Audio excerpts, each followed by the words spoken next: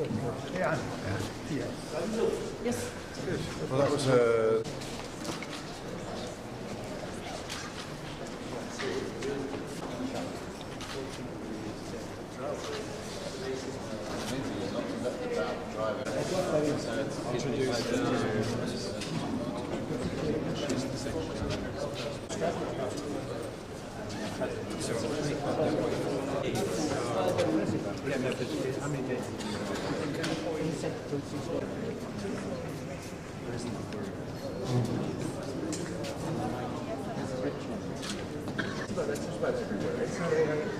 I don't know what rituals it's on, but it's not.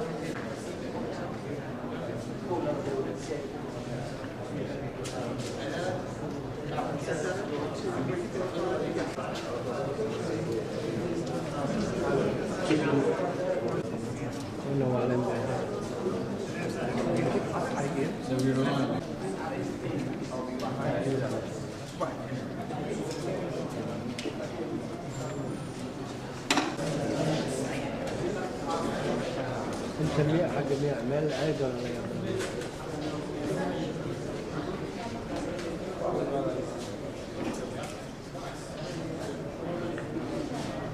حق متجري. اها.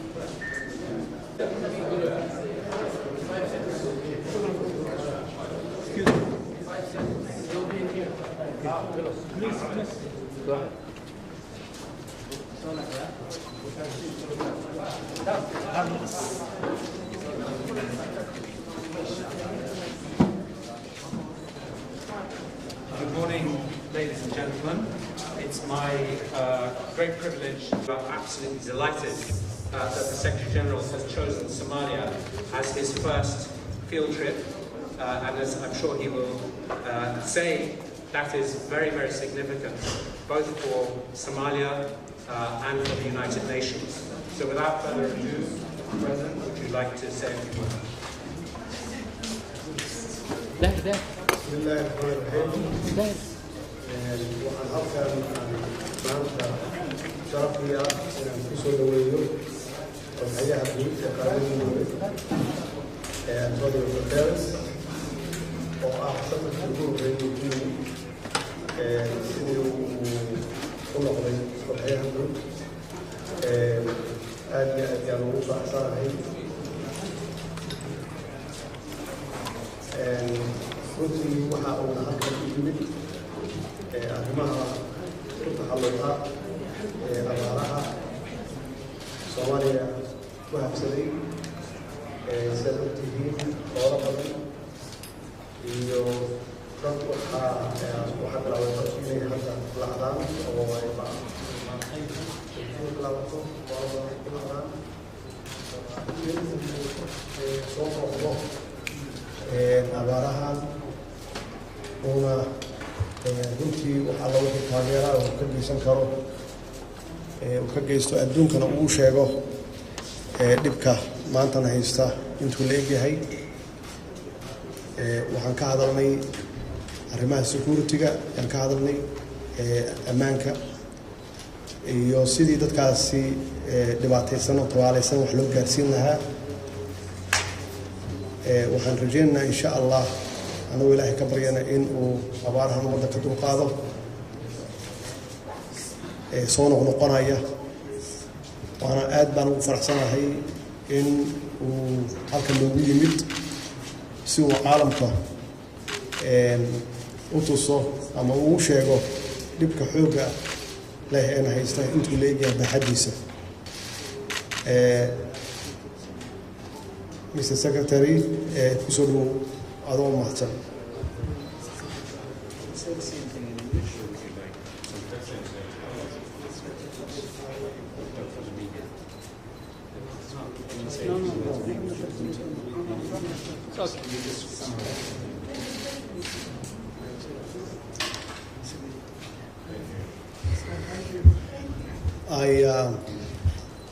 I'm very happy to see the Secretary General to be here today, and I really welcome him to be here.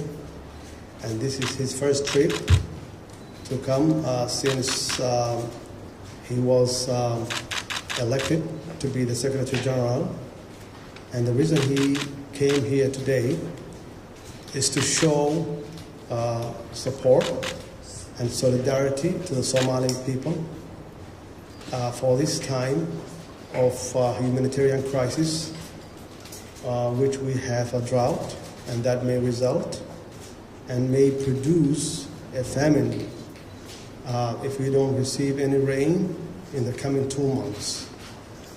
This could be a humanitarian crisis, which probably the same as the one we have had in 2011, which we lost 260,000 people. So I'm very happy to see him here and to amplify the magnitude and the crisis of drought, which may result to a famine.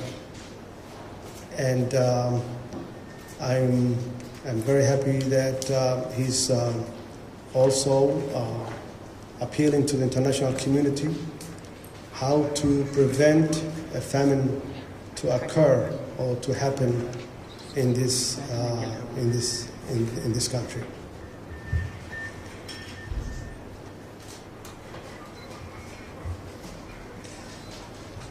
Mr. President, ladies and gentlemen of the media, thank you very much for your presence.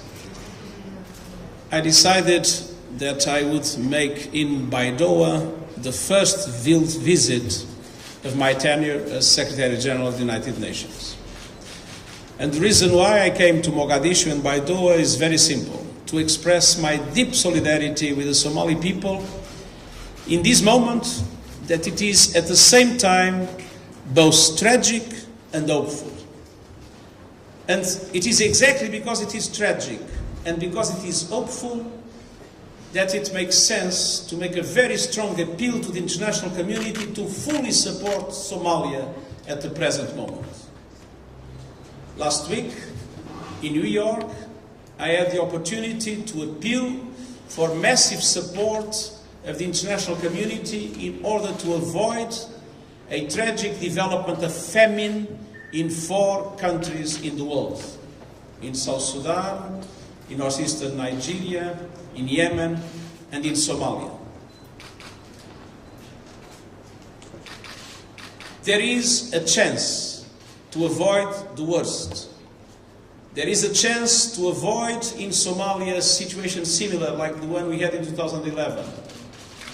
There is an excellent cooperation between the President, the government, and the humanitarian community, the UN family, the NGO movements, the Red Cross, Red Crescent. There is a plan of action. There is capacity on the ground. But we need massive support from the international community to avoid the repetition of the tragic events of 2011. And I remember being in Doloado and seeing Somalis come in terrible, terrible situations and suffering in a way that is absolutely unacceptable in the modern way. But today, we have 6.2 million people in need of humanitarian assistance in Somalia. That's almost half of the Somali population. We have 333,000 children that are acutely malnourished, and the risk to go up to 1 million if there is not enough support to avoid it. We have 3.3 million people in need of health support to avoid the impact of diseases and to avoid the circumstances in which it is so easy to lose one's life because of lack of health assistance. Cholera has been developing, making hunger even worse, even more dangerous. In the last 2 months, we had 7,731 cases of cholera with 183 people dying. Just last week, 1,352 cases of cholera, 38 people dying. It's a process in acceleration. All these reasons justify a massive response. We have things prepared on the ground, but we need financial support from the international community. And that is why we are appealing for $825 million for the support to 5.5 million people in 6 months, And without that support, we will have a tragedy that is absolutely unacceptable and that the Somali people does not deserve. But this is also a moment of hope. It's a moment of hope because Somalia is turning the page. A new president was elected. A new prime minister was appointed. There is a very strong commitment to enhance security and at the same time to enhance the capacity of the government to start to provide effective services to the population, requiring for that, of course, the solidarity of the international community. We have AMISOM forces doing a job that the world should be grateful to, because they are protecting not only Somalis, they are protecting us all against terrorism. AMISOM has not been effectively helped by the international community. It's important to better support AMISOM, but it is also important to support the government to create a true national Somali army and a true national Somali police, because only them can fully be able to protect the country in relation to terrorism. Only them can create the conditions for Somalia to be able to avoid in the future the kind of tragedy that Somalia is facing today. This is a moment of tragedy. People are dying because of famine, because of disease. But this is a moment of hope, because the government is ready to act, because the humanitarian community is ready to act. They are cooperating, and with the support of the international community, it will be possible to avoid the worst, and it will be possible to launch the pillars, to launch the fundamental basis for Somalia to be able to turn the page, and for Somalia to find finally the way for stability, the way for peace, and the way for the prosperity that Somalis have always been able to manage by themselves to obtain. There is no other people in the world with more entrepreneurship capacity, with more initiative capacity than the Somali people. Let's try to help the Somali people come together and build a Somali state of peace and prosperity. Thank you very much. Thank you. The President and the Secretary General have kindly agreed to take a few questions. Unfortunately, there won't be time for too many, but if you'd like to ask a question, please can you raise your hand, identify yourself. The first hand going up was the lady in orange. Can you identify yourself and address your question to one of them, please? Yes, thank you. This is our biggest priority. Is it trying to keep people alive, or is it trying to keep the government together, and explain why? And then for the Secretary General, you have talked before about not wanting to have to go to the international community with images only to persuade particularly the richest countries and the biggest companies around the world to actually open their wallets at this time. Thank you. Well, my first priority is to address this drought crisis.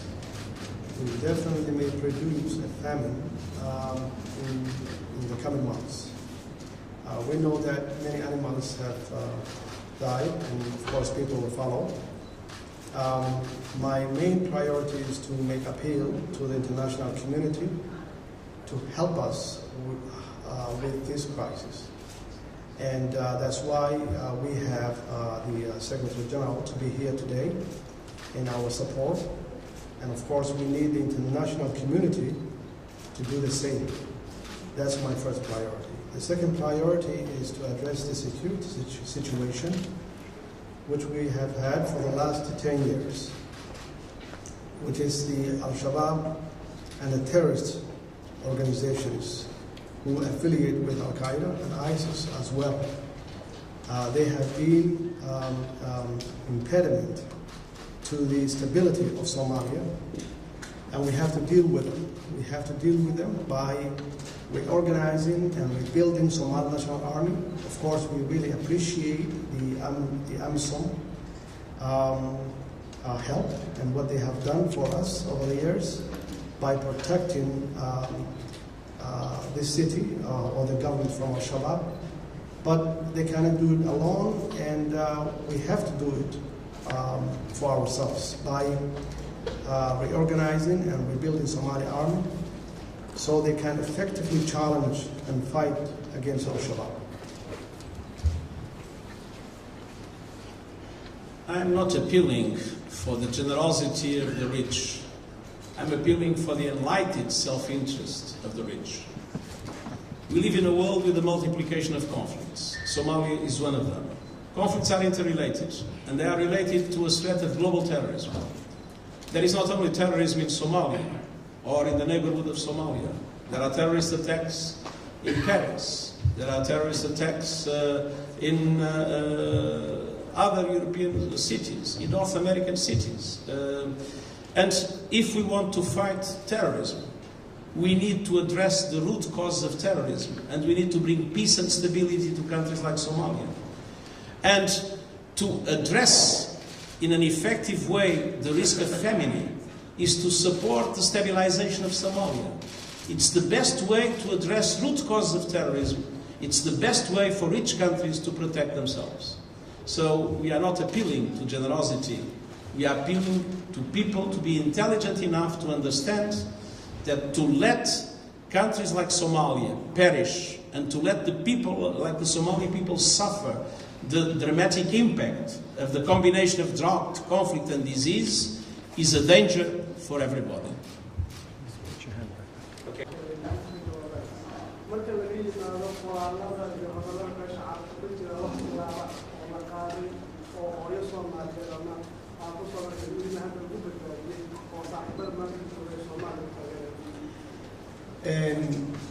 arrintaasi runtii Soomaalida meel kasta ay joogaan waxay bilaabeen in horteen lacag aruuriyaan haday yihiin dadka diaspora jooga meel walba ay bilaabeen in lacag aruuriyaan halkan waxaa jooga oo samaysan ururka gurmadka abaaraha oo iyaguna aruuriya lacag aad fara badan oo qof walba Soomaali ah uu qayb ka ahaa inuu ku bixiyo lacagahaas waxaan hubaa lacagahaas inay gaareen meelaha qaarkood oo dhibaatooyinka ka taagan yihiin waxaan rajaynaynaa insha Allah beesha caalamkuna inay hadda bilaabaan in ay gaarsiiyaan gargaar meelaha uu dhibka jiro hadda sida uu idin sheegay Xooghayaha Guud wuxuu socdaa Baydhabo inuu soo asas gareeyo xaaladda soo darso kadibna insha Allah la gaarsiiyo wixii macaawina I'll take your question in English, please, now. Yes. Reaction to travel ban by President Trump. Is this fair? Is this a good way to show solidarity with Somalia? Well, definitely we would prefer to see that this travel ban should be lifted. And of course, we have to, because as everybody knows that we have a large community. There is a large Somali community in the United States, contributed to the U.S. economy and the U.S. society in different ways, and we have to talk about what the Somali people have contributed, rather than only few people who probably may cause a problem.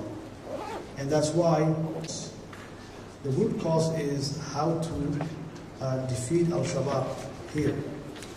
And that's why one of my main priority is to... We're running out of time. This gentleman here, please. Unfortunately, we've got to move on after that.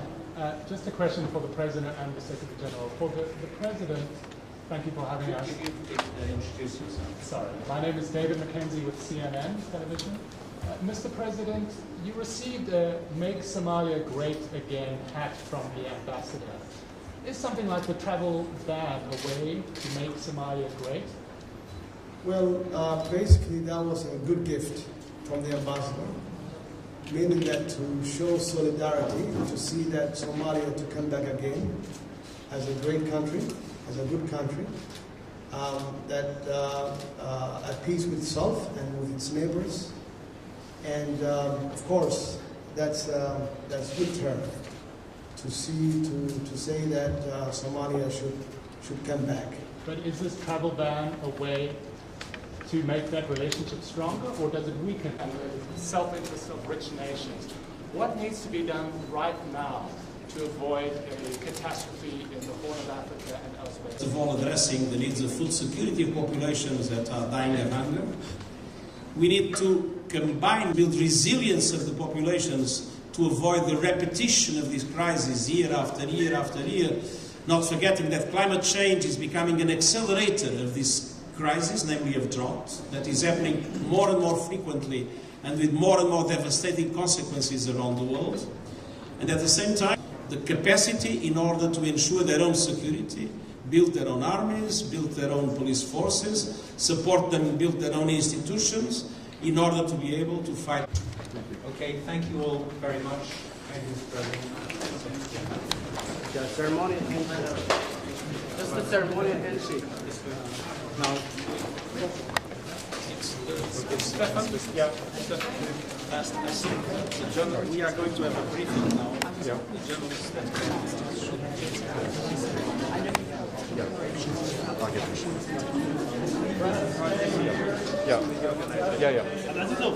Okay.